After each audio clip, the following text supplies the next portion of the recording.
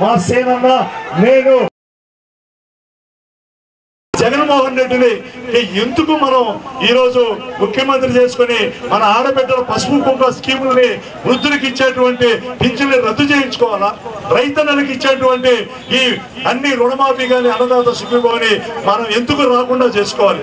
కాబట్టి ఈరోజు జగన్మోహన్ రెడ్డి అతను ఎందుకు భారతీయ జనతా పార్టీ నరేంద్ర మోడీ దగ్గర మోకరిల్లాడో తెలుసా? ఆయన మీద 31 కేసులు ఉన్నాయి. చూశారు, ప్రతి శుక్రవారం పాదయాత్ర చేస్తే నాంపల్లి సిబిఐ కోర్టుకు పోతాడు.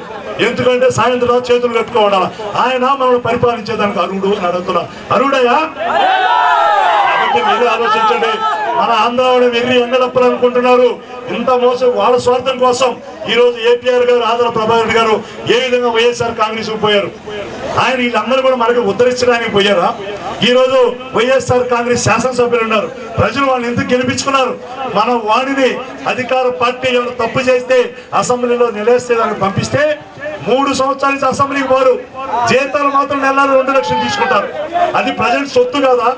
కాబట్టి వీళ్ళకి ఏ అర్హత ఎమ్మెల్యేగా ఎంపీగా వైఎస్ఆర్ కాంగ్రెస్ పార్టీ వాళ్ళు గెలిపించాల్సినటువంటి అవసరం మనకి ఏమొచ్చింది?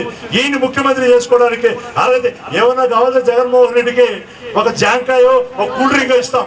అయ్యా నువ్వు మాకు ముఖ్యమంత్రి వద్దులేయా, కావాలంటే నా బిడ్డ ఉంచుకో, కుర్రోడు బుర్రగా ఎర్రగా ఉన్నామని చెప్పి ఒక మామిడి పండు మన ఇందుగురుపేటలో బ్రహ్మాండంగా టెంకాయలు ఉంటాయి, ఒక టెంకాయ ఇస్తాం.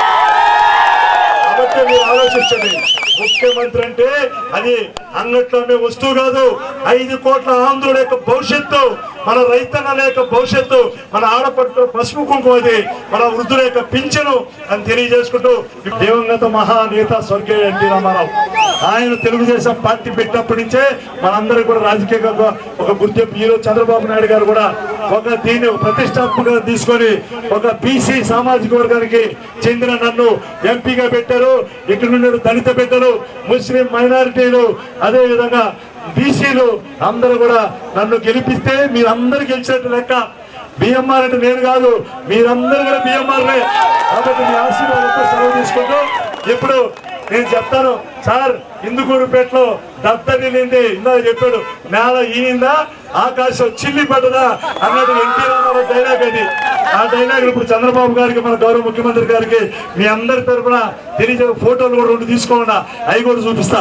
కాబట్టి ఇవన్నీ ఓట్ల రూపంలో ఉండాలని తెలియజేసుకుంటూ సెలవు.